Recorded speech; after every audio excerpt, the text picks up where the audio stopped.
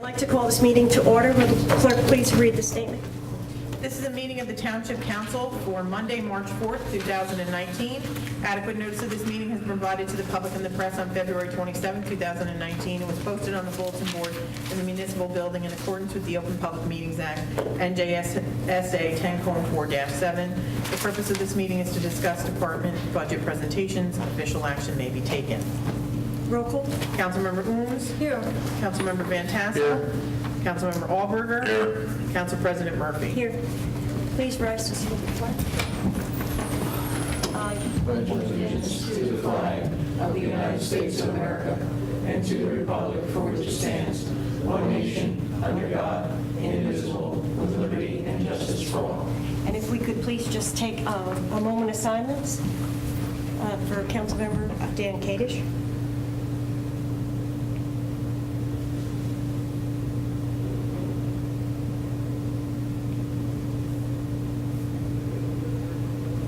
Thank you.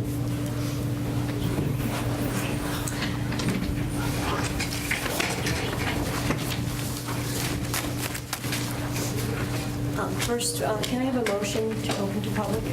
Motion. Have a second? Second. All in favor? Aye. Any opposed? Is there anyone from the public that have any questions or any comments on the agenda?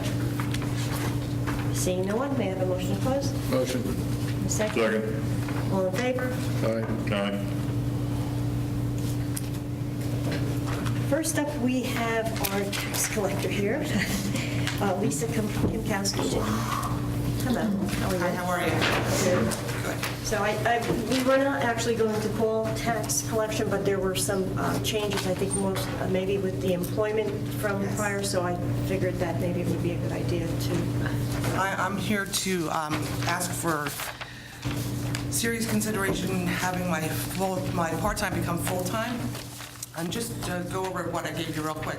The top sheet is it just explains, I'm sorry? Before you start, can we close that window, that door rather? That's a glare. The one on this side? Yeah, it just hits me right in the eye. I'm sorry, I apologize, but I can't even see you. That's okay. Right up there. Okay, so. Thank you, Larry. Like I Thank you. said, the Thank you. first page it just explains all of my line items, that's all.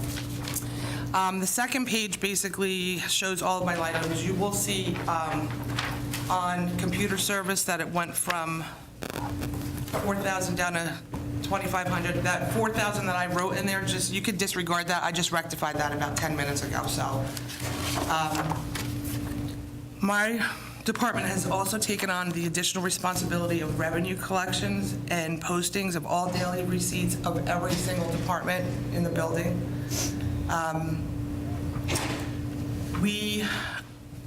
One of the reasons why I'm asking for the clerk to become full-time is for her to take on additional responsibilities, and it opens up myself as the collector to address municipal liens and additional foreclosures, ensuring the revenues for 2019.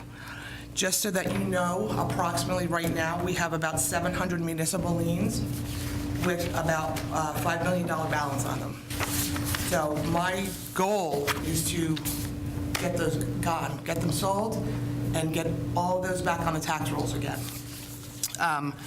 In addition to requesting full-time for Nicole, on my budget explanation sheet, I did a brief survey of some of the larger towns in the area, and that is just in the collector's office.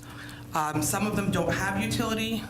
Some of them utility is a separate department, and we also take in the revenue for MUI in my department.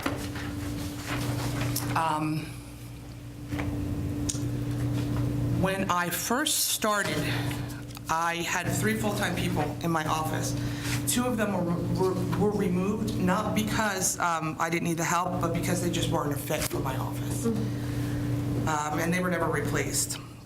The workload is extremely overwhelming. We're not just busy 4 times a year with tax collection. It is crazy, crazy with phone calls, people from the public. We have state programs that we have to fill out paperwork for. It's just constantly moving.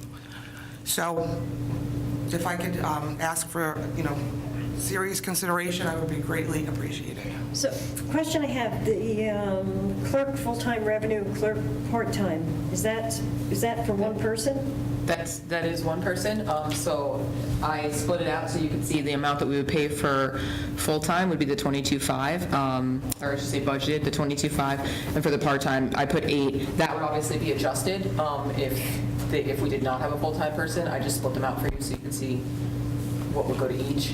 Well, so you're basically, so you're not talking about, so what Lisa's, you're not talking about a clerk part-time, you're talking about a full-time clerk within your department that would pretty much just do the job. So those two line items Is one. is one. Yes. Okay, can I get clarification as well? I'm sorry. So we have you tax collector, and you have a clerk, full-time clerk, right? So now you would like another full-time clerk. I have a full-time clerk and I have a part-time clerk right now. Oh, okay. You have Sue Girardi is the Sue full-time. Girardi is the All right, so full-time. you have the tax collector, you have a full-time clerk, and her salary is 22.5? No. The salary is $50,668 currently. Okay. That clerk part-time that is at the bottom where it's budgeted for $8,000 for 2019. That budget is only through May. So, or I should say through April. So we had an anticipated start full-time date of May after the budget's passed. Obviously, that's contingent upon what the budget is and when it's passed. So then it would switch to that clerk full-time for the 22.5. So you're looking at a total budget for that Right, so position of like you don't 30,000. have this clerk full-time revenue, you're saying. You have a full-time clerk, you have a part-time clerk. Correct. Right.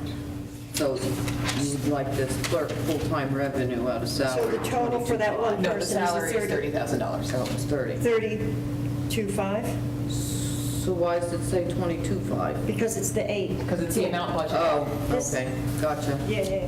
This I is got it. Yeah.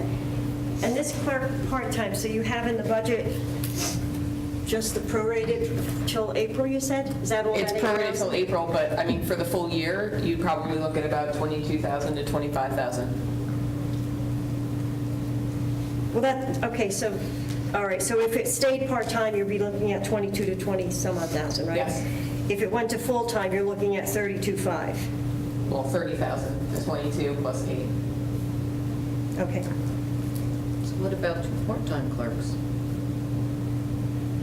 Well, if you did 2 part-time clerks, then you would look at 2 sets of $20,000. Pardon me? You'd be spending more money. 8,000 But then we would be paying for benefits and pension, things like that, wouldn't we? Well, that's all contingent, that's contingent on the benefit package. I mean, So, yeah, I see what Councilman Wong is saying. Right, I mean, there's more expense with a full-time employee than a part-time, correct? it depends on what's taken by the full-time employee and what they opt into. But yes, that is a consideration. And just, I just want to put it out there that I have had a discussion with Nicole about this. She would not be taking benefits at this time. Question, what are her hours now? How many hours part-time does she work? Well, approximately? she's 10 to 2 with me, but since the daily deposit started, it's like another hour. Excuse me? Yes. Since we started doing the daily deposits, that came out of finance, and it's going to tax now, so she takes an extra hour in the morning for that, so say 5 hours. Okay. So if she- And then I did just take her on for an extra hour by me so that I could get a part of the final processing done because I haven't filled a part-time position in my office. So that the bills could be paid, so that final processing, I was actually doing all of it. It's taking me like a day and a half to do the final processing for all of our payments. So I did take Nicole on so at least she could do a part of it, so it saves me a little bit of time. So currently, the part-time person is not just in your department, the part-time person's being pulled? That just started last week. Yeah, it just started. So if this person wasn't collecting benefits or participating, would she be supplemented I'm sorry, son. monetarily? I can't hear. It's just be a little bit louder. So you're saying if she is not collecting benefits, would she be supplemented? It depends on what her spouse currently, Most likely, the yes. type of benefits that they receive.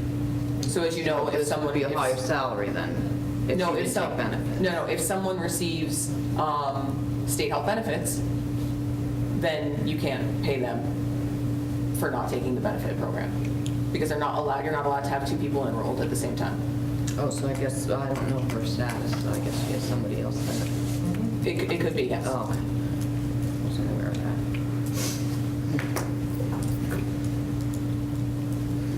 That's what I have. And I do want to point out, and I know Lisa gave you the backup for it, but in comparison to other towns, Vernon does have 14,000 line items. And if you compare it to other towns that have a fraction of what Vernon has, they still have more full-time and part-time employees, actually. So Lisa does a really great job of delegating and using her time wisely, so I don't think it's not that out there to request something like this compared to the size that Vernon is. So what happened to the salary freeze, though? I thought you weren't hiring, or I would imagine that means not adding hours. Non-essential, non-essential. We haven't done anything yet. We're just on hold because of Mountain Creek. We don't know where that's going. Right now, we haven't hired anybody. So it was put out there, but it was, So it was what? it's really not, it's not anything, it's kind of like, I mean, it was said, what the mayor said is if it's non-essential, so if they're determining that somebody's needed in a department. So it's not like, when they said that it's going to be a hiring freeze, not a hiring freeze. Not a hiring. It's not a hiring Okay, freeze. so, Because Not expanding. it's not a hiring freeze, really. okay.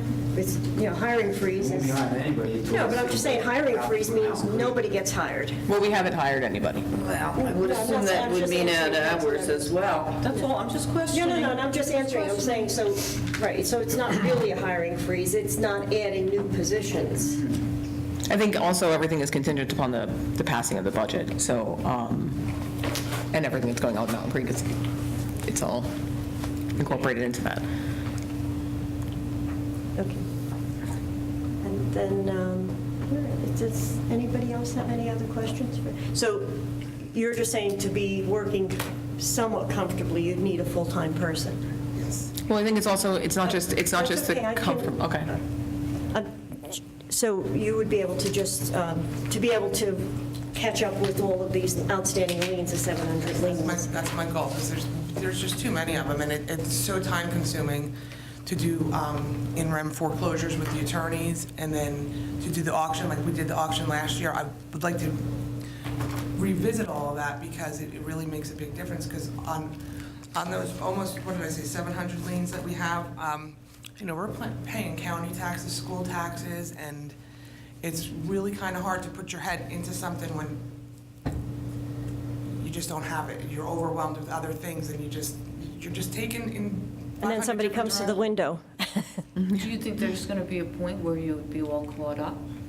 Probably not. We're always going to, my goal is to get it down substantially, but there's always going to be municipal liens. Every year when the tax sale arises for the prior year's taxes, unpaid taxes, we're still going to acquire additional liens. There's a lot in tall timbers. People are walking away from the properties and they don't want them. So then they become municipal, because basically a lot of the municipal liens are, But that's always been the case in the past. You've always had this going on, but Right. it just seems at this right, but particular instead time, you're of overwhelmed it climbing with and climbing, we want to try to keep it at a bare minimum. There's always going to be municipal liens out there. it. Right, so when it's at a bare minimum, do you think you I'm can still probably leave going the to be long full-time? retired by then. You'll be what? I'll probably be long retired by then. And also there were. Well, I'm hoping if you were to get a full-time person, you would get that in a manageable. Not only do we have tall timbers, which is unique, like to this community, you also have legends. Legends, yes. What, we have 99 in legends? Yes, it's crazy. Well, how many, when you came here, you had how many in staff? You had, I had 3 full-time people, Yeah. plus myself. so now you're down to one and a part-timer that gets taken other places, so, And I yeah. I can just see down the pike, Nicole would be such an asset to this town. She's very eager to learn. For her to become deputy tax collector someday, down the line, I could absolutely see her doing it. She's a wonderful employee, wonderful. I get nothing but compliments on her, and she's like, she dives right in. So I feel confident that I can trust her to assist me in what I want to do. I've heard that too. She really is. She's a very wonderful girl. professional. Any other questions from any council members? Thank you. Thank you very much. Thank you.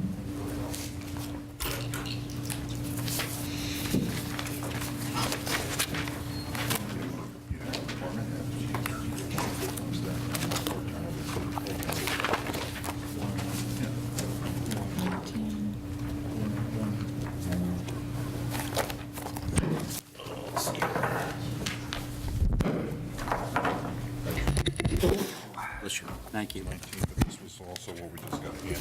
So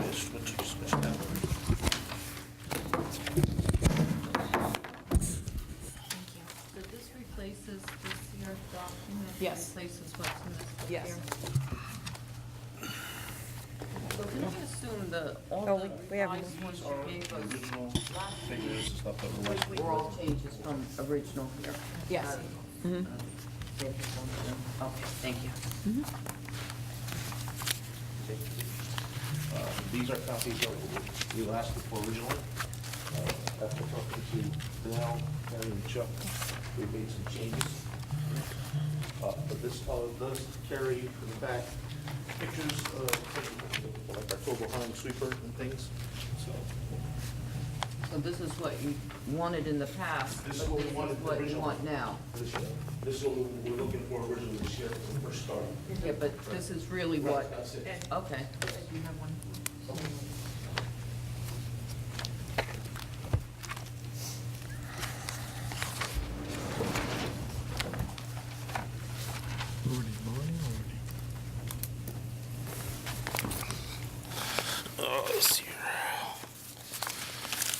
Excuse me, before you go ahead,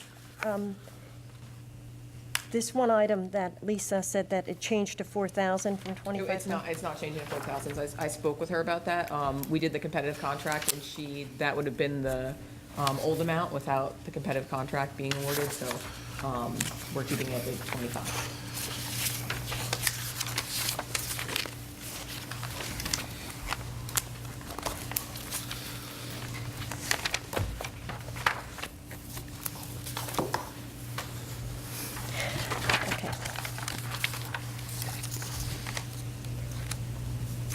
Okay. Okay, Okay? we have DPW here. Yep. Ed Babcock and Pete Ribello. Pete Rebel. Like I was saying, after talking to Harry, Chuck, and Danell, we have changed our budget, what we're looking for. And obviously, I think you have the newest sheet for the everyday budget, and then also the capital budget. Let's see here. A lot of the stuff has been kept the same. Recycling, salaries, that was the same. Contracted salaries, also the same. The road repairs, This is off of tab 19. Yep.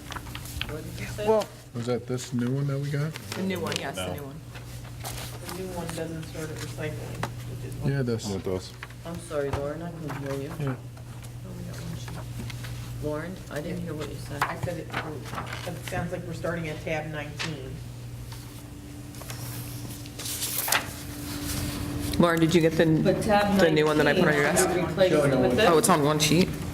Tab 19 replaced the. Yeah, but she only got one sheet. Oh, that's why I got you. the second sheet's capital, right? No, it's not.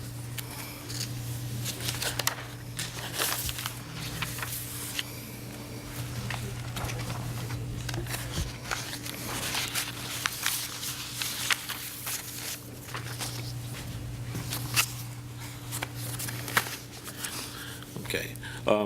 As I was saying, recycling, we pretty much left that the same as far as the salaries and the contract services. The road repairs and as for salaries, we anticipated a certain percentage. We would do 2019, as you see, the figure 760,000, overtime 155. Seasonal help, kept it the same. We've been lucky so far, we've only had to have 2 or 3 times where they have had to come in and help us, but it's nice to have them. We've had a couple of guys, a couple of times actually been out for, been sick with the flu. And we've had to call them in, so we've been lucky. I don't see too much more, hopefully, with God willing, the weather, hopefully that the snow is done for the rest of the year. We'll see what happens. Administration salaries, we also, now, we decided to drop that a little bit to help with some capital things we're looking for. The road repairs, office supplies, a lot of this stuff is still the same. A couple of things that we did ask for more for the materials and supplies. I'll look for another $1,000 on top to change it to $3,000. What I'm looking for is some more emergency lighting, some what they call back racks for our crew trucks. What that does, the back racks obviously keeps windows from getting broke, keeps tools in their place, and it also has a platform for lighting. Like when we have trees down in the middle of the night, you can actually have lighting on these back racks to adjust so you can see what you're doing. That'd be a big plus for us. Let's see here, the meal allotment, we raised that to 2,000. Excuse me, what's the meal allotment for? Well, that's for when the guys work 8-hour blocks, anything after, say, a regular day, 8 hours. Now, if they work around the clock, they get a $10 meal allotment for every 8-hour block after that. It's just something for their meals. Obviously, 'cause they don't get a chance to go back home and grab something. It's contractual. Right. So, let's see here. Uniform allotment, looked at 27,000. Computer support, same. The safety program, we kicked it up $1,000 because, as I talked to Chuck and Harry before, we're looking for some water barricades. These are the ones that you can fill with water, they won't move. We've had a lot of issues with people moving our regular barricades. The sawhorses, they'll just pick them up and move them. We want something that's going to be there. They're not going to move. They're not going to drive around to help us out. They're roughly about $350 a piece. So I figured at least get us 4 or 5, maybe 6 to start out with. That way we have them. Just to have in the middle of the night when we need them. Let's see, signs are left at $9,000. The road materials, I kicked it up another $5,000 because I want to get into more crack sealing, so we get these roads maintained, preventive maintenance. There's also some small paving jobs I'd like to get done that'll help some of these roads. As a lot of people know, there's a lot of potholes in town that we're trying to get fixed in some spots. It's a whole lot easier if we drop stuff and back drag it rather than try to keep patching pothole. And this is going to help us out a little bit. Obviously, it's not going to be all the roads, but at least we can get started on a couple things, a couple roads here and there, especially the roads in these developments. Obviously the mains, that's what we put in for grants, whatever we can get. The developments, you're talking a big hunk of money for any kind of serious paving. So if we can get these sealed up, get them patched up, get them sealed up, we stand a better chance of having them stay around for a little longer. There's roads that we've had to have sealed, not so much sealed coated, but oil and stoned. The oil and stone was supposed to last for 5 years, 6 years. There's been a couple of developments that we had to have done twice in 3 years because the roads are that rough of shape.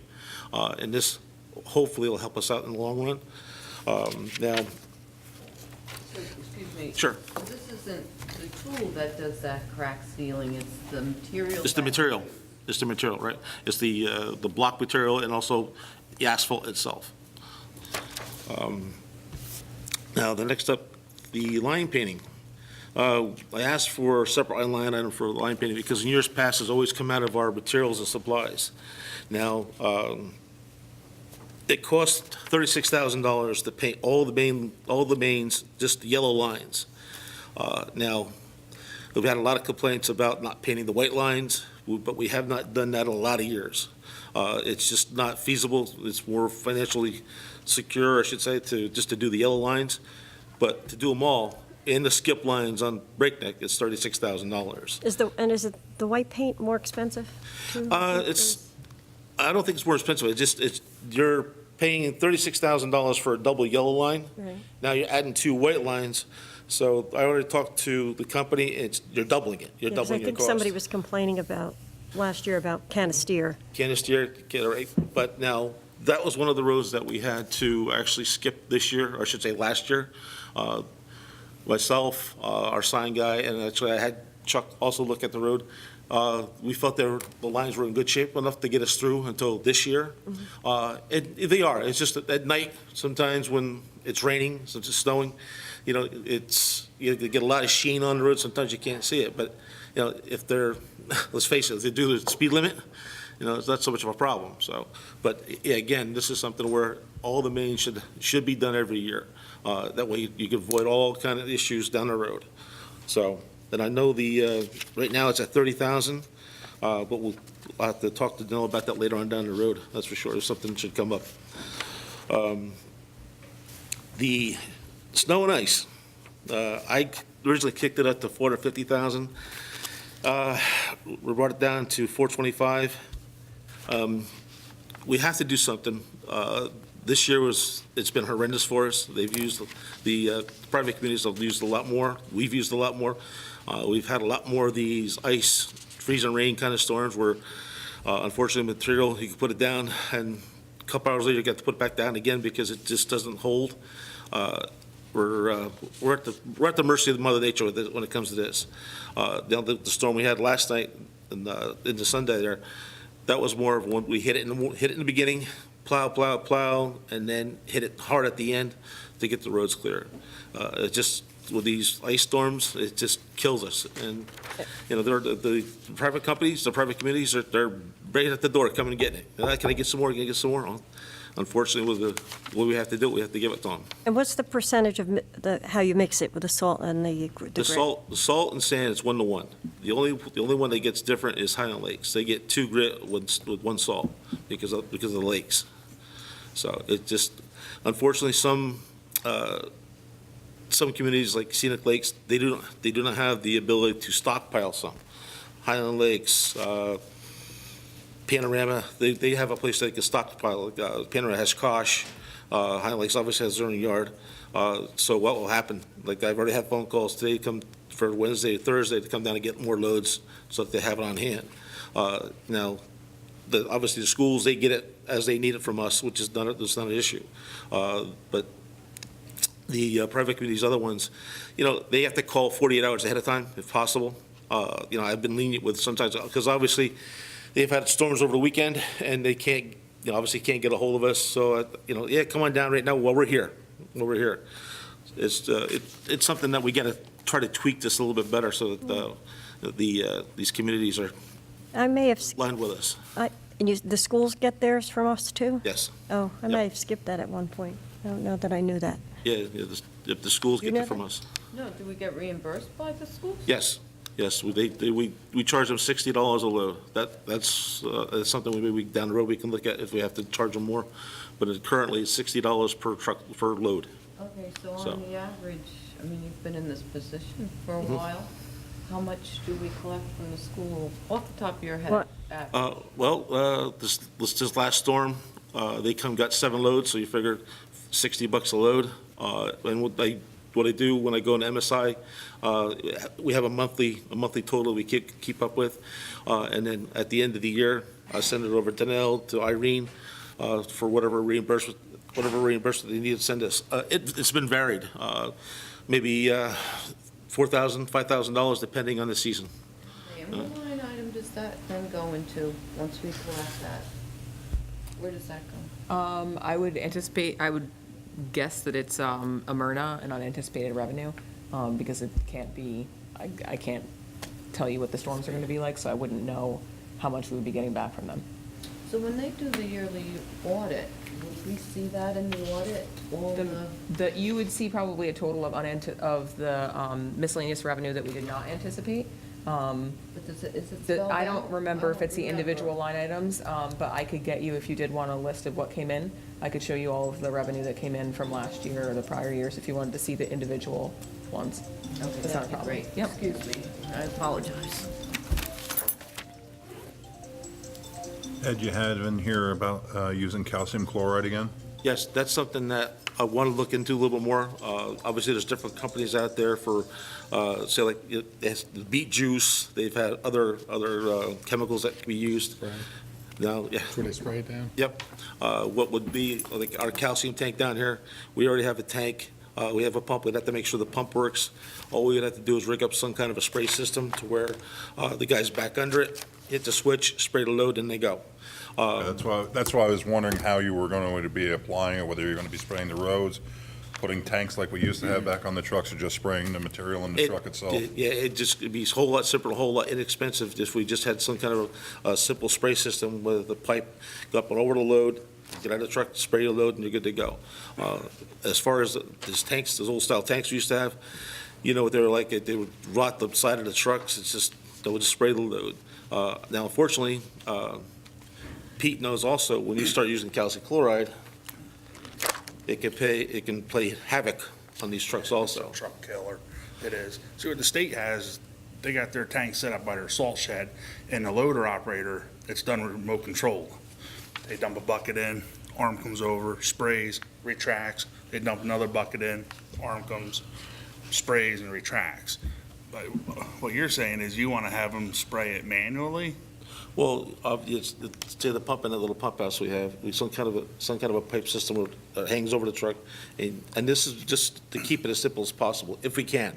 This is something that we look into, but again, I know the calcium chloride does wreak havoc on these bodies, and some, you have a couple aluminum bodies yet. We're just trying to stick with the stainless steel now, which hopefully is a lot better, but it still wreaks havoc. You got virtually have stainless steel in order to Right. be impervious to the Right. calcium chloride. Now, also with this extra 75,000, somewhere down the line, we're going to have to try to, maybe if possible, go more towards salt. It's just because of the cleanup, the problems we have with the catch basins all summer long. The sweeping, our sweeper is out probably until October, and that's usually started April or May.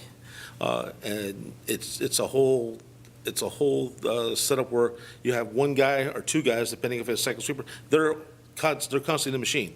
You lose them for all summer. Now, somewhere down the road, if we can come up with a happy medium where we can start maybe using not so much grit, but I know the price, there's a huge price difference with the salt and the grit. Grit is $9.43 a ton, and right now with the salt, it's $52.32 a ton. But it's going up. I've already seen it where it's like $63 a ton now, depending on what co-op you use. So there is a big difference in the price as far as that. It's just straight salt, but straight salt will go a lot further. So it's just something we have to sit down, figure out the best way for us, because we're never going to be able to get away from grit in this town because of the hills. So we have to have some grit, and it's just a matter of trying to what's best for us. So we'll have to look into that a little bit further down the road. Let's see here. Drug testing left the same. CDL physicals. The tools and hardware. We kicked it up a little bit because we don't have a lot of tools in the shop anymore. We used to have a lot of tools, the whole toolbox for the guys to use obviously when they change their own plow blades and such. I'm not going to go too crazy with this. It's just something so the guys can have it there rather than obviously borrow the tools from the mechanics. Mechanics are really good about this, but again, it's just something where if we have it, it leaves the mechanics alone to do what they need to do. So that's the one reason we want to put some more in that. Let's see here. Question? Sure. Your drug testing, is that random or is that mandatory every year for every employee? It's random. Yeah, random. Definitely random. The company, How many do a year, you wouldn't think? well, it varies depending on, there's usually 4 or 5 on a list that she'll send us. And it's, they have a couple, obviously you have alternates in case somebody's not here. Sometimes it's only 2, sometimes it's only 3, depending on, let's say if you have new hires. If you have new hires, it'll just be maybe whoever your new hire is or hires. But usually all year long, I think it's twice a year they come. I think, Chuck? I think it's Yeah, twice. there's a company we hire specifically for that. They're professionals, and they figure out the randomness of the testing. Like a So they- lottery, Excuse me? like the lottery, to pick them out. Yeah. Kind of what they have to do downstairs with the police department, because they have to do random drug testing too, which is required, down there it's required by Attorney General, but for our purposes, it's for their CDL licenses. That's why they also have to go every other year and get a physical. Some have to have more physicals depending upon whether or not they have any medical issues that need to be seen a little more frequently. Okay. Let's see here. Deer carcasses. Yes. That's where you're at. Yeah. Where the bears come into play. Exactly. The removal of debris, that's the pit. We've done really well last year with starting to take out the concrete, the old asphalt. We just started taking out some more of the old sweepings, but there's definitely more to be taken out. And as Chuck and Harry know, the DEP, we've been working with them. As long as we're showing progress with them, they've been pretty good with us.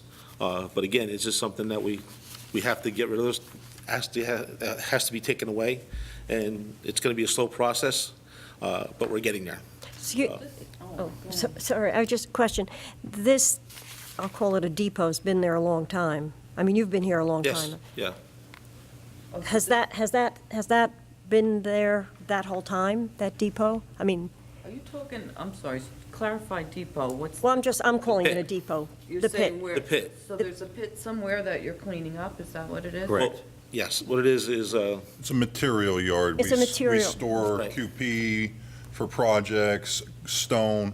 As we go to sweep the roads, we're bringing the sweepings back, they stockpile it there. The same way when they do basins or pipe work, we bring the old concrete there until we get enough that we can take to Grinnell or whatever recycling center. Right. So it's just a place for us to store. It's like a storage yard. And my question is basically because that's been happening for years. Right. And that's what I'm saying is I'm guessing you've been here. Oh, yes. Originally it started when they were doing the work for the AP. That's where a lot of the dirt and rock came from originally. And that's where, once we bought the property, obviously it was a great spot for our piping, our stone, the QP, like John said. And it just started building. It Right. just started building, unfortunately, and. Right. Well, we had money in the budget, but it wasn't really being taken care of. But there was money in the budget, and the process was already being undertaken by the town Right. before someone decided to involve the DEP.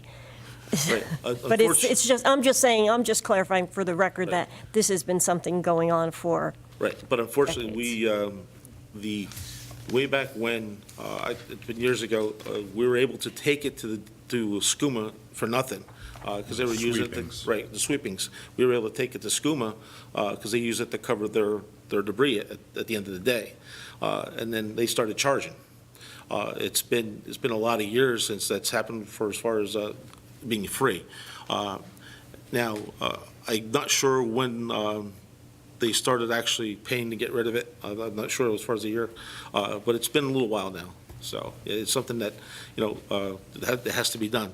It wound up being, because it just keeps building and building, and pretty soon you're down to a one-lane road. So that we got to get rid of it, that's for sure. Yeah. And like I said, it's getting there. It's getting a whole lot better. 99.9% of the concrete is gone. There's only 1 or 2 small piles that we have to sort by hand now. The asphalt, we got rid of all that for nothing. I worked out with Tilcon. They took all that for free. Even the old millings that was down there, they took that for free. So it's been looking pretty good, other than the limbs, the brush, and that's been down there forever too, though. and that gate's locked, right? Yes. Yeah. Yep, the gate's locked. We put extra signage up too. Absolutely. Yeah. So, Okay. let's see here. Fleet salaries, anticipated increases. Now, There we go. Fleet management education seminars, we put in $300 for any updates for programs. Fire truck services, we wanted to separate the fire truck vehicles for repairs from our fleet vehicles. So that way, when it came time for any kind of big repairs for the fire trucks, it wasn't killing us on our end. Because, as things go, things get older, then you need a transmission or something like that. It was a fight sometimes in the past to get the money to make sure the stuff was up running when we needed it in the wintertime. So we decided to make this a separate item just for the MUA and for the fire services, so that we don't have to touch our fleet funds. And can I just ask? Sure. It's a little off, but the, one of the fire trucks needed brakes. Did they get those brakes yet? I don't know which truck it was. We currently have in the shop right now, That truck is in, it's McAfee's ladder truck. It's approximately $4,000 for a complete brake job. Hopefully in the next week or so, we will have it completed. thank you. So why is this almost doubled? I mean, it's more than doubled. We used to send the things out. Charged. We used to send things out. What was last year, the first full year that we did fire truck repair? Or Yeah, when we took them maintenance? back over, but it was only like 2 years that we didn't do them, like 14 to 15, when we didn't work That on was them. prior to, the mayor and I coming here, Yeah. where they were going out. Yeah, they and went to Craig Wallace. We got back into our people doing the work, once we had sufficient personnel. Now it looks like we're paying more for our people to do the work. Well, that's not, okay, so this isn't paying for people, these are for actual, for services and for parts and labor that would be outside of that. Right. So it was important, because I did speak with Ed about this line item. Some of the things that were in our regular fleet management vehicle repair, those from this last year were actually for emergency service vehicles, so it was, I think it's important to keep their stuff completely separate from our township fleet vehicles. you're saying- And they weren't completely separate before, so we estimated $50,000 based on the life of the vehicles, and anything that might need to be done to them, any large expense items, like you mentioned, transmissions, brakes were $4,000. So we're not, they're not brakes like you and I go for, they're not small amounts of money. It's a good thing to put some extra in there in case something does happen.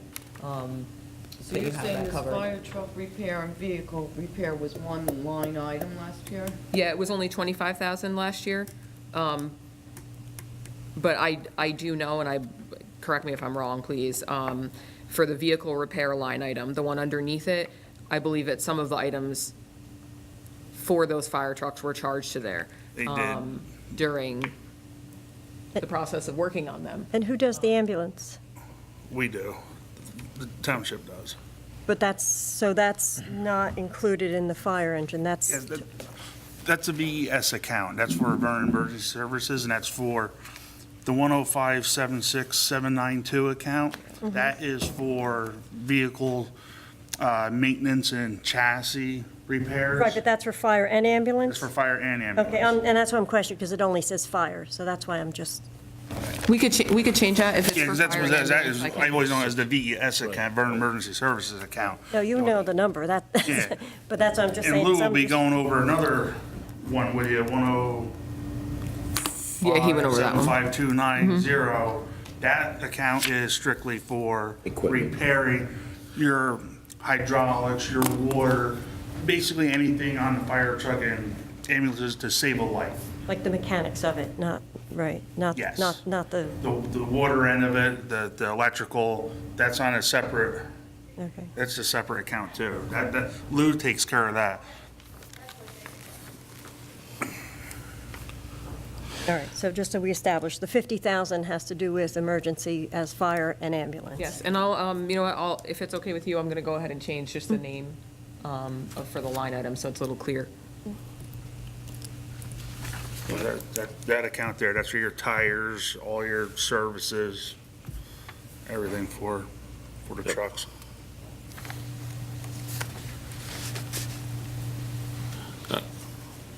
We also put in for $5,000 for radio repair. Now, our radios are getting to be antiquated. As we've been noticing the last couple of months, especially the bases that are in the garage, the shop, our lunchroom. The last time we had the company come out, they actually said they're ancient. There's actually 2 out of the 4 are not working at all. And with this $5,000, we want to start updating them. We want to start doing some repairs, changing them out. And I don't want to do the whole thing in one shot, but at least we have a start somewhere. Get the bases taken care of. We just had the antennas taken care of last year, I believe it was. Yeah, they put new things Repeaters, on the right? repeaters on the antennas, and they had it reoriented. Right. So this is something that we desperately need when they call in. You can be walking out in the shop and you're not going to hear them. So we have to get started somewhere along the line. So, and obviously, to do all the radios is going to be a substantial sum, but I figure at least get started somewhere, take baby steps, so. All radios that I have purchased in the last 4 years are analog and digital capable. So if we went over to digital, everything that I've purchased in the last 4 years can be switched over. And with that, there's GPS tracking capabilities in those radios also. So when it comes time, if you wanted to upgrade, it will be cheaper because we're already looking ahead for it. Okay. And if that happens, because we also have a GPS service that we pay for now, and if this does come to fruition as far as the radios go, that's a service that we may not need, down the road if we get these radios up and running where we need or where we should be. Now, the service that we use now is fairly decent, and it does come with, say, a truck breaks down, they'll tow it twice a year for that $18.95 a month per truck or per vehicle. So that does come in handy. Sometimes these big trucks are really expensive to get towed, $300-400, depending where they're at. So it's helped us, at least this service we have now. So we'll have to look into this as far as the radios down the road. Next up, the salaries, again, anticipated. Building grounds, general supplies, I raised that because it just increased costs on supplies. Stuff is going up all around us, so we wanted to make sure that we put a little extra in for stuff that we need. Let's see here. Building and grounds, building repairs. We kicked that up a little bit because obviously we need for anticipated senior center repairs. Now, sooner or later, we're going to have to do something with that ramp. Hopefully this year, we'll be able to figure something out. I've already started getting some quotes on that. When they start coming back, but it's not going to be cheap. The ramp itself is starting to heave and settle. We've had to have one company come in and just shave the block down so that they're even, because they're stepped. At least we got it shaved down so that people weren't tripping. We had one person actually trip and fall down there last year. So, but we're definitely going to have to do something, replace the whole ramp sooner or later. So. Yeah, we were fortunate because we had somebody who was pushing a wheelchair and caught this edge that needed to be smoothed out, and the person went out of the chair, and the person who was pushing the chair fell down at the same time. So fortunately, no one was seriously injured, and we addressed that right away with it. But you're right, when they're done in sections, which they pretty much have to be, it's too long a run, that you can find that pitching and heaving over a period of time Right. with the cold and the heat. Yes. Might want to consider, remember I said we had an ADA grant for the polling places, and we were talking about the doors, Yes, but maybe you want to consider the ramp. absolutely. Okay. Let's see here, parks, salaries, again, anticipated contract. The seasonal help, we increased the salary rate. That was $9 an hour. I think then I'll go to 10, right? Yes. For parks. Let's see, the field maintenance, we left that the same. And the last up is the missile services. That's $400,000, we left that the same, but obviously there's a little note as far as the anticipated reduction there. But that's our regular budget. So you think this is contractual, correct? what, the Municipal Service Act, okay, I'm sorry, I'm looking at the wrong line. So this is what we pay the community members, the different communities? Yes. Yes. What we give back? So why is there such a, I'm sorry. Pardon me? We'll talk about it after. Okay. All right, I won't talk about it. No, she's saying, is this the Municipal Services Act that you're handing out? So what were you saying we'll talk about after this? Where it's for capital, it's coming out for this. Okay, she wasn't talking about the Municipal Services Act. She was talking about this, right? Yeah, I'm talking about the Municipal Service Act. So what you just gave me Has nothing to do with that. has nothing to do with No, it. sorry. Yes, so I just knew it was coming next. Changes. With what you were saying. I was anticipating what's next. So this is what we give back to the communities, correct? Yes. I have a question. How is that, how do you come up with the, I guess, per mile? 'Cause isn't that, it's per mile, so It's what's, per mile. so what's factored into coming up with the rate per mile, that, how it's reimbursed? It's, I believe it's 1.5%. Yeah, it's, Right. the calculation is different, it's a Well, little I bit know different it's the every year 1 because point- it's based on, the snowstorms we have, it's based on the amount of times our guys go out for our overtime, the regular salaries. Right, It's and a- mileage. Yes, and the mileage for the township. So there's a lot that goes into it, and it changes every year.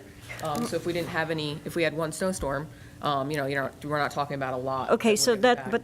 so back up. So what actually goes into factoring that per mileage? I know you said it's this, it's that, it's this, it's that, but so it's the amount of miles for the township roads, not including the lake community roads? No, this is our town road. The town road is 103 miles? It's 102 miles. It's based on For the those. road. It's based on 102 miles. Now, the exact calculations were in place before I got in. Right, right. And that's what I follow when we go through, when I get the information from these communities, and I put it into my system. Now, say, as an example, Highland Lakes. Highland Lakes can be a whole lot more than it takes for us to do it, and they just get paid what we Right, get. I guess what I'm getting at is not so much how much do we reimburse them, but when we come up, because I remember that this number was being calculated based on the amount of roads. So if Vernon Township roads, if you had, and I'm just going to make up a number Right. and said, 300 hours in a month, Right. and then you include your grit and your salt and everything. So that's what I'm saying is that all, is it overtime hours? Is it straight hours? It's combination. You have regular hours, your overtime hours, your double time. It's all together. Is that done from that 2011 study where they had calculated all the different lake communities? It was based on geography and everything else, where they were supposed to be at That's different it. rates? So that's, it's a part of it, but it's separate. So Okay. the 2011 study, they created that percentage, that 1.5 that everyone Okay. has been talking about. But what the council president was speaking about was the actual dollar amount per mile, I guess is what you could say. that Right, and it's charged communities. And how then is it comprised? Because I thought that what I remember before you were here is that it was based on what it cost the town to do the township roads. Right. And that's the rate that you reimburse them by. That's exactly it. Whatever it takes us to do 1 mile, and that's what they base for the reimbursements. Right. Right now, off the top of my head, I couldn't tell you what it is No, off no, the top of my head. you but don't- that's exactly how it is. But I'm just saying so it's regular hours. So if they worked from, 6 to 2 on snow, then it's those hours. But then if they were working at night, it would be the overtime. And then it's the material Because included. it breaks down into regular time, overtime, your equipment, your material. There's 4 different categories it breaks down, and even to the point where the schools, the Board of Education is also factored in there. That's its own total, because we bill them for whatever material they get. Now, each storm comes in, I do a worksheet, how many man hours it takes, whatever. In fact, I've just been doing it today. Your truck hours, your man-hours, now, this is where it's been, since we supply the grit, we used to actually we used to have that figure for the grit also. Now, somewhere, I don't know exactly how it's figured in now that we supply it. It's already automatically calculated on my sheet, on the computer when I get it. So I just, whatever is there, I put that into my sheet, and then I put in the sheets for the information from the communities. So but I know it's based on 1.5%. Right, well, that I'm aware of. So so some of the communities could feel that if their roads cost them more money, Oh, exactly. or some could actually be doing it for less. Oh, yeah, definitely. There's been communities that put in for, say, like $60,000, and it only costs us $3,000 to do the same amount of road. It does happen, absolutely, depending on what they do. So. All right, capital. Just to let you know, I just gave them the updated capital. We just updated this. Right. So that's why I just gave you it. But we did update the DPW, so it's different from what's in the workbook that you have. So this is the capital here? Yes, the long one.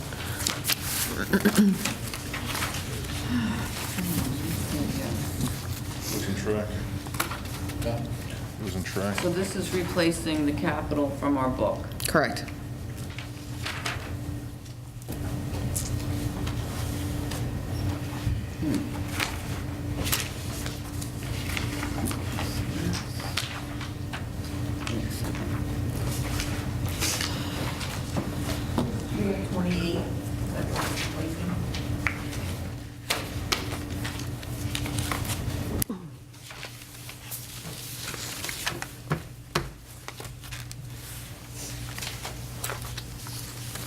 Was that right? Or is it- Oh, yes, yeah, 28. But this replaces 28. Correct.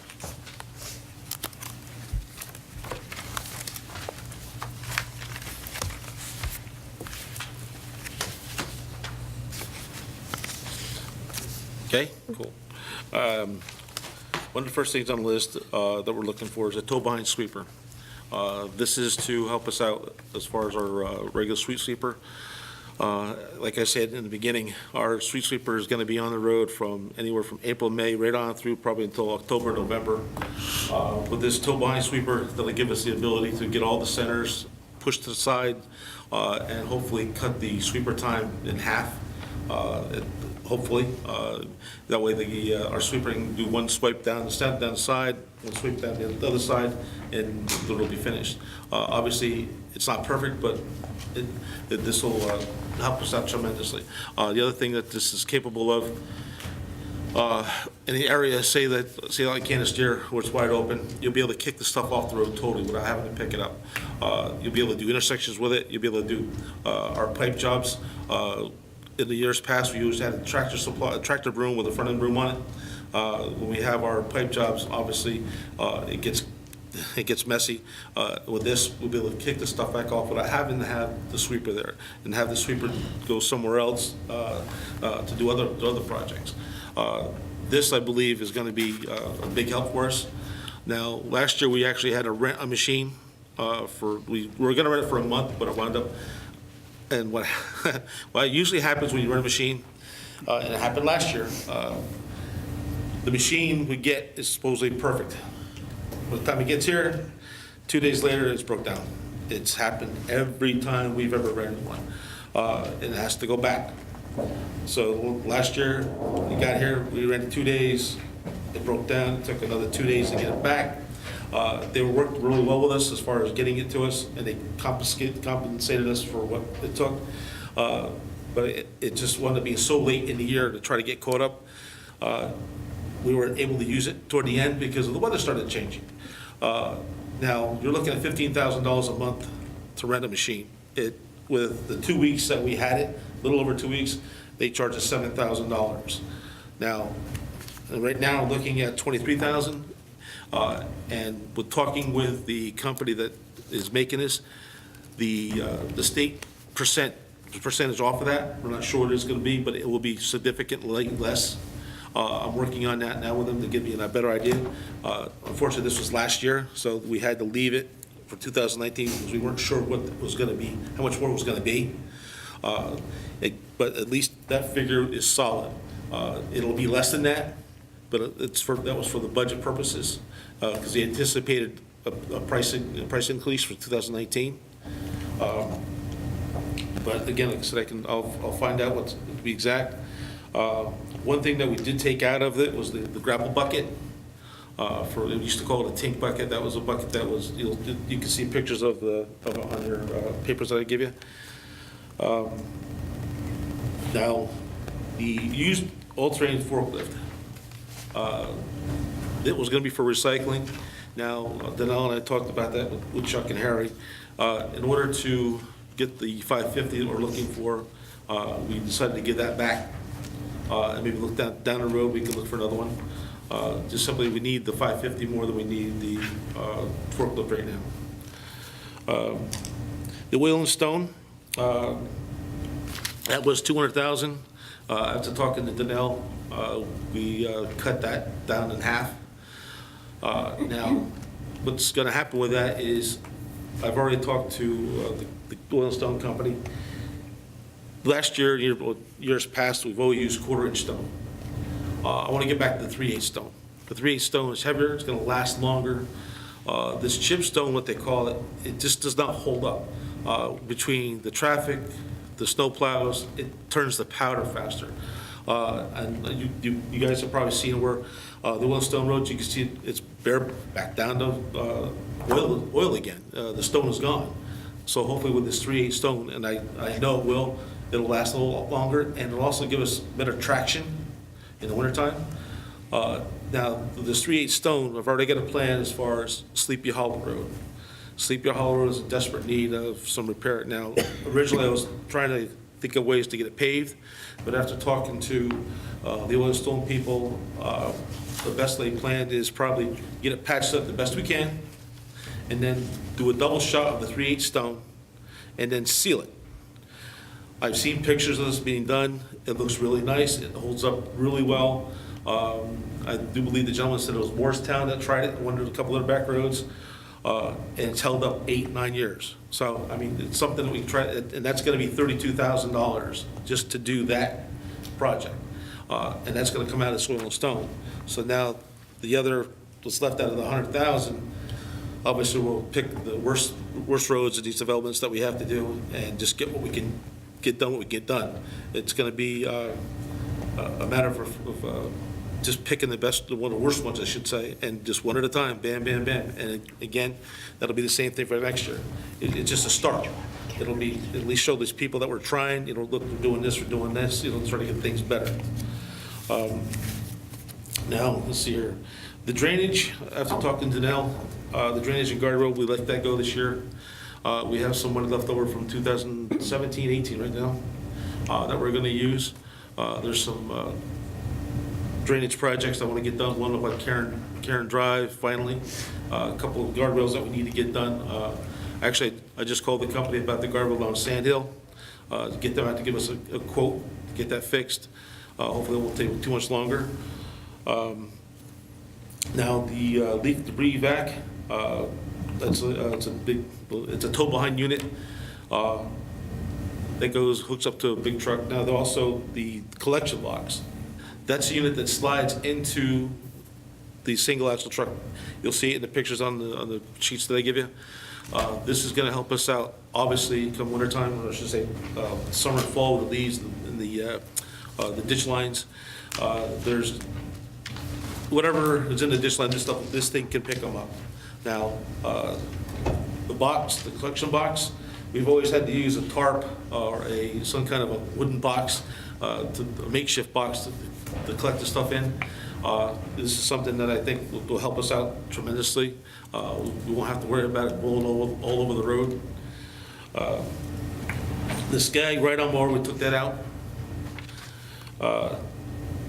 The shop, I'll skip one for a minute. The shop equipment, we left it in there because obviously for updates for the shop, your testing equipment and stuff. Then we gotta buy a new pressure washer too. Right.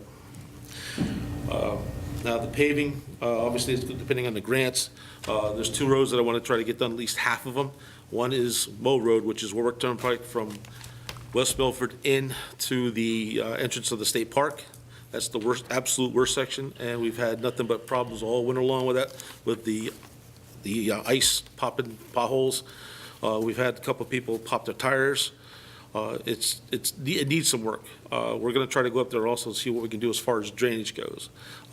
There's probably one spot probably across from the park entrance that we're going to probably put some pipe in to help relieve that. And then down by, I think it's RL Mine, that's a low spot in the road. It just collects and it makes one big mess. But that's going to be ahead of the paving. The other road that needs to be paved is Lake Pochung Road from 517 up to Upaway Drive. That's the worst section there. But again, I talked to Corey, and depending on the grants that we can get, if it's bare minimum, those 2 projects will be done. If we can get the other grant, and all of Lake Pochung will be done, and half of Mow Road will be done. But those are the absolute worst that we have to get done this year. Now, the 550 and the single axle truck. We originally put in for a tandem, but after some talking with Danelle, Harry, and Chuck, and Pete and I, we decided to take out the tandem and go with another single axle that we have, like we have now, with the wing unit being cheaper. The 550, we put that back in. We have a couple of 550s now that hopefully we can get another year out. I know one is in rough shape right now. We're not sure how much longer that's going to last. And we took out the pickup truck for the recreation. Now, my plan is one of those 550s that we have, I want to use that for parks. They've been using the 550s for the last couple of years. I can't see buying another pickup truck right now, and that's why we figured let me stick with the 550, one of the flatbeds. Now, Pete can tell you as far as the tandem, when we took that out, we went with a single axle, the bigger body and the bigger engine. The tandem was going to push right around like 230,000. And I just don't see the need to have a truck of that size here. So we took that out and just requesting the same truck that we purchased last year, which is working out great. I was going to ask you, replace the tandem that was on Cannister route with the larger body single axle. How's that worked out? That's working great for Jimmy. Yeah, he loves it. He loves it. And one thing right now we're going to do, once the springtime gets here, truck 74, truck 63, those are the 2 tandems we have now. Truck 74, that's the worst shape. We're going to obviously take the plow sander off, we'll get the tailgates working. Those trucks will be helping us get our goods hauled in all summer long. It's just a matter of getting everything freed up from the winter. The 74's had a long history of tailgate problems with the latches underneath. What happens is, obviously, they don't get used all winter long, and they freeze up. The guys have had to fight to get them freed back up, but once we do, at least now, I don't plan on using it as another plow truck next year. But we do have an option as a spare if need be, but at least they'll be running all summer long now, back and forth. It's going to be somewhere along the line, I'm not going to lie to you, as far as the grits go, we're going to be looking anywhere from 7,000 to 8,000 ton we're going to have to haul back in here. It's going to be a lot, unfortunately. Our salt shed is probably just maybe a third of the way now. I just have to put some more salt in to get us through the winter. And our sand pile itself right now is probably maybe a little more than a third. But again, it's getting into March, so hopefully we can make do what we have. But I do have to put in 2,000 ton just to be on the safe side. I don't want to run out in the middle of a storm. But we'll have to revisit this as far as getting us back to where we need to be come fall. And that's what I'm going to be working with all summer long, getting that back to where we don't have to make a bad rush. If we get it hauled in, it's double the cost. It goes from $9.43 to $18.92 to get it hauled in. So you're going to only have half of what you're looking for. And as far as the salt, we know the salt is going to go up. The contract that we're using right now is through Sussex County Co-op. They run out, their contract runs from July 1st to June 30th. They overlap the other contracts, and I know at Morris County Co-op, Somerset Co-op, they're already at $62 a ton, $59 a ton for salt. So that's why I'm sticking with what I got right now, and depending on when the budget gets passed, if I can get 3,000 or 4,000 ton more off of the Sussex County Co-op, then fantastic. If not, then we'll have to, work the best we can, so. And your hope is to, in the future, to be able to use more salt to cut down on the use of grits? I'd like to, yeah. Should we start to think maybe about putting up a smaller, like the state did, some sort of fabric mix shed, and use the old salt shed again for salt? I would like to see that, because when I ordered that last 3,000 ton, both sheds were full. And we were able to start using our old area for mixing. But yeah, it's just a matter if we have the space to put it. Yeah. I would love to see that. It's just something that, If we're gonna be using more salt, we have to have some place for it. We already have that. right, Add conveyor in a new salt shed. right, that's something Pete and I just talked about this morning. There's what do you call it? That old salt shed down there, that's getting. I know it's rugged, but That's cheap. it's there. Well, yeah. With Pete and I were just talking about this I can morning. put another 3,000 ton in that round one now. If you put the conveyor. With a conveyor. Even like an older, like a style, a grain elevator, Yeah, it's a great- sort of like a grain elevator. Once you get into the middle, and you know as well as I do, you can heat it up, you can just pile it up. Okay. So, yeah, but yeah, I'd love to be able to do that. As long as you're not on your side, you're fine with it. Yeah. It's just something that I'd love to get started on that, and again, it's gonna be baby steps to do it though, that's for sure. When they put that salt shed in, John, that was their plan. Dave's plan was to have a shared service with the state. Because they have a conveyor down in Jefferson. It never materialized. Yeah. One thing I didn't see on the capital, and we talked about it last year, and was some sort of fuel tanks for the town for diesel and gas for EMS, fire, and DPW and police. That was, the Chuck and I also talked to Bobby Baldwin, and Bob had told Chuck and myself that he wasn't planning on going anywhere for a little while yet. Yeah, exactly. You're not gonna look because the Well, bus for sure, company for sure. sold, the oil company sold, Right, so, sooner or later, Oh, it's all gonna absolutely. be gone. right, I got the. He gave us assurances that we would have it for at least 4 or 5 years. Yeah, yeah. Now, I did get prices from, I can't think of the company in Ogdensburg, to put a system in. Metro Mechanics. Metro. You're looking at $108,000 for the pumps, the tank. Oh, I know, it's not cheap, it's just that, Right. I don't want to be left in a lurch if, something happens where he's made an offer on the property, and it's like, what do you do? Right.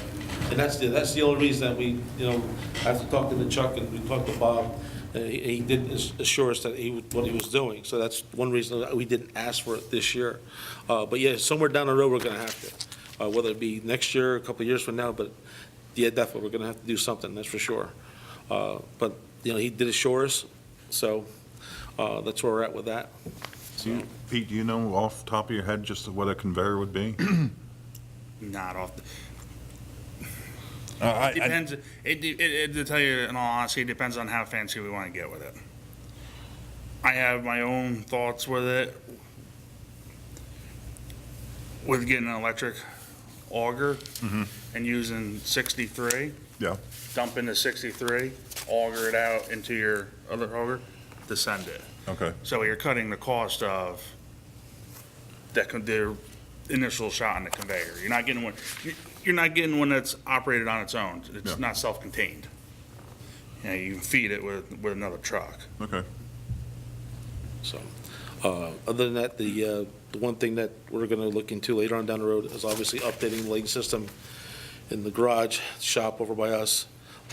And I've already started looking, making some phone calls for the lighting system out back here as far as the posts go. There's a lot of lights that are out.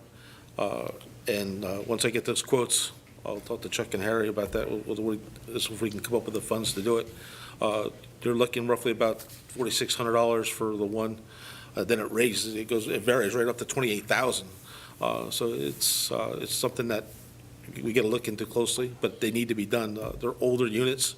The very first guy that was here was telling us he can get away with just changing the bulbs and the ballasts, which is fine, LEDs, which is fantastic. The other gentleman was sort of like change the whole head, which we don't need to. So, but I just need to get 2 more quotes and find out what we're looking at. So, but again, that's something we're, as far as the building and grounds, the senior center ramp, once we start getting those quotes, then we can obviously take the first steps toward that stuff. So. One other thing I just wanted to mention, probably later this week or beginning of next, by the latest, we're going to go put an RFP out for having an outside firm or firms contract for landscaping, just to find out what those costs would be and figure out whether or not we would be better served in taking our municipal workers to work them in other areas, so that we wouldn't have to have the constant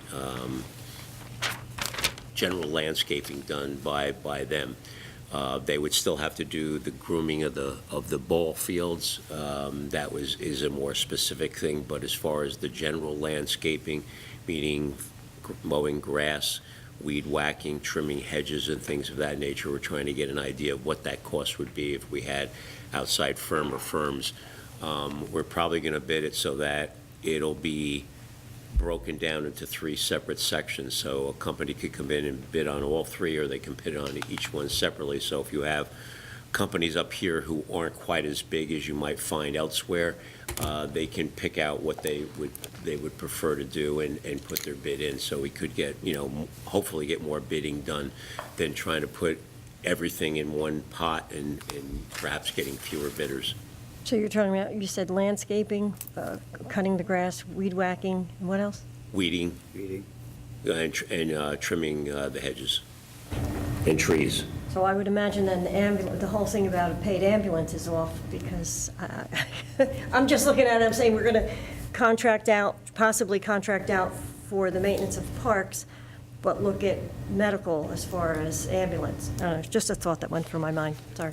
I'm sorry, I don't see the connection. Well, I'm just saying is we're looking at possibly, paid ambulance. It's kind of off the paid ambulance, the town getting a paid ambulance, but yet relinquishing the maintenance of parks. To me, it's kind of like a, I don't know. Just trying to get an idea to find I out hear how you. much I'm it would just- cost and whether it could be done cheaper, by having private private sector do it. And I do have, I have a question on the communities, when they're getting the salt and the grit, have they been locking, do they have areas now that they're locking it up, or, I know that there Highland were, Lakes does, Kosh does, which is Panorama and Lake Wallkill. ENF, that's for the school. You have Notchwood. I do believe he has a fenced-in area. I know Scenic Lakes doesn't. Berry Lakes doesn't. Berry Lakes doesn't. So it's something that, a few of them do, but other ones don't. yeah, because I know that was just something, I think, it's not that we can make them, but it was just something of a request, that they have an area, so it's not just, Right. not that anybody's taking it, but Oh, yeah, it's... exactly. One last thing, though, that I wanted to touch base with you on. This last storm this last storm and the Saturday storm, we had 4 trucks go down. They're older trucks. And Pete and I have been talking, it's hard to get parts for some of these, they're Sterlings. You had 2 Sterlings go down. The parts will be in this week. The other one, we have no idea what's going on with it yet. And there's 2 other older internationals that are giving us problems, starting to give us problems. We're doing the best we can to get stuff in. Even one of the brand-new trucks, it's a year-old, it's got some Chesnitz truck. There was an issue with the radiator that we were actually warrantying for us, that it failed. But Pete knows as well as I do that. Obviously, he's telling me, just to try to find the parts for some of these vehicles, it's getting to be a royal pain. At some point, with especially your small trucks, and we got one right now, we're putting injectors in, and with the head work, so at some point the bleeding has to stop with them. over $2,000 in parts alone. What truck is that? 51. Okay, then. Yeah, but those trucks are 2007s. They're long past their, But again, past their. they're diesels. Those are diesels, and they've got very low mileage on them. So, I will not buy another diesel F-550 for Vernon Township. The maintenance, the emission problems, not worth the extra $8,000. Just go into basic V10. We've had no issues with them. They do everything we want them to do. I have a question. Now, you've taken guardrail out, but do you need guardrail parts for repairs here and there? that's what I'm reaching out to Kramer Brothers to see if they'll sell us parts. The last one was, I can't think of the name off the top of my head. It's installations only. In fact, when you look at Morris County Co-op, you look at Somerset Co-op, a lot of them are installations. But Kramer Brothers, I was told that depending what you're looking for, they can supply it. So I got to reach out and touch base with them.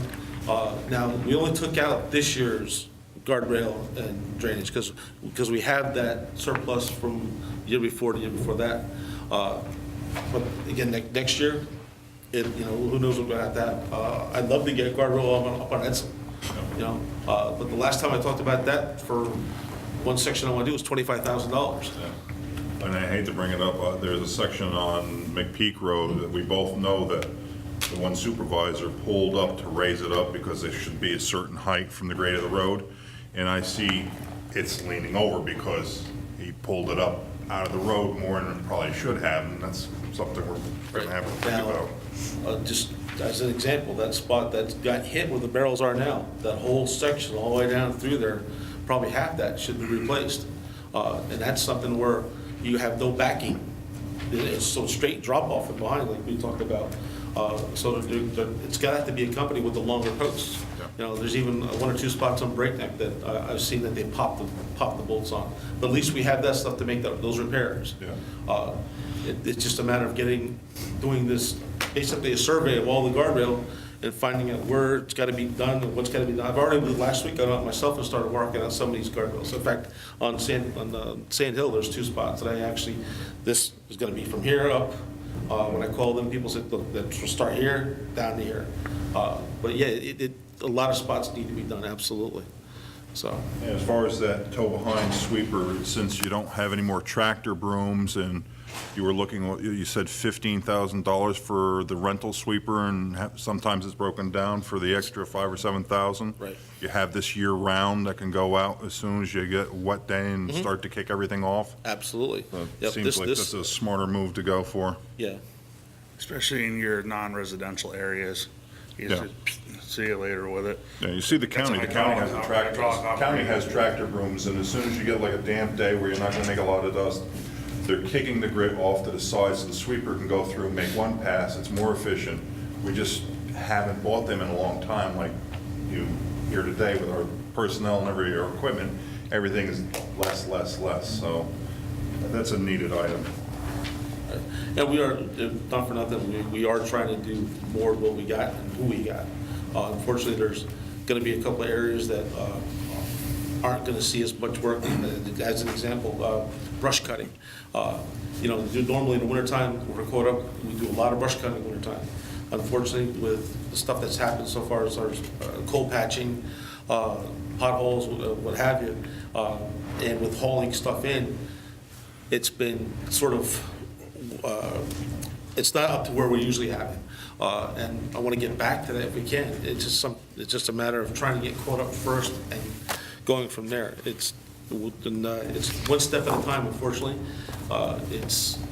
It takes time. And when we get the phone calls, well, I haven't seen this, I haven't seen that, well, I'm sorry, we're out there. It's just a matter of, we're here, we're not over there. Because right now, everybody wants to have it done here and now.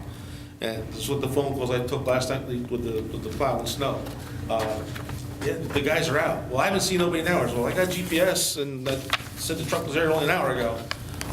So those are the kind of things that you can't keep everybody happy. It's impossible. We just try to do what we can, the best we can. You foresee, like this coming year, I know you have the small grinder for the skid steer. Some of these trouble spots that we have, like Yep. the section down by Drew Road and Sand Hill, where on the bridge there, that whole thing is just pumped out. Do you foresee trying to find that out and do more of that? Yeah, absolutely. We started on Mow Road this year. Howie actually went out 3 times with that for the smaller ones. But yeah, you're right. Unfortunately, if you're going to do something like that, you have to have the asphalt there Yeah. to Oh, I know. put back. And as long as we have the help to do it, we'll knock it out, absolutely. Hopefully the RFPs will work out and get more men on the road. Yep. But by all means, go ahead, Pete. Just with the aggregate that you gotta haul in here, you're looking at basically 2 guys all summer. That's what they need to be dedicated to. And you need to haul in 7,000 tons. That's a lot of material, you know, Yeah, just for the grits alone. just for the grits alone. Just for the grits alone, you're almost looking at needing to hire somebody, just for that alone. Oh, I understand. I know what that was when I first started here. It's nothing compared to what it was. Right. And we're even doing double duty with the roll-off container. He dumps his plastic and runs over and gets what he can carry. Anywhere from 15 to 18 tons. It's a heavy truck. Yeah, so we're trying to do as much as possible. It's going to take time. That's all there is to it. So other than that, that's all I got. Any other else? questions? Dick? Questions? So, Thank you. okay, thank you. Thanks, guys. Good job. Thank you. Thank you.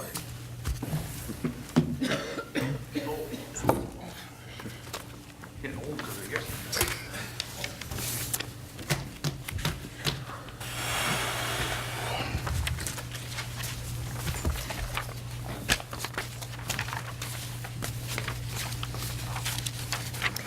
Can we just take a short recess? Need a motion? Second. All in favor? Aye. Aye.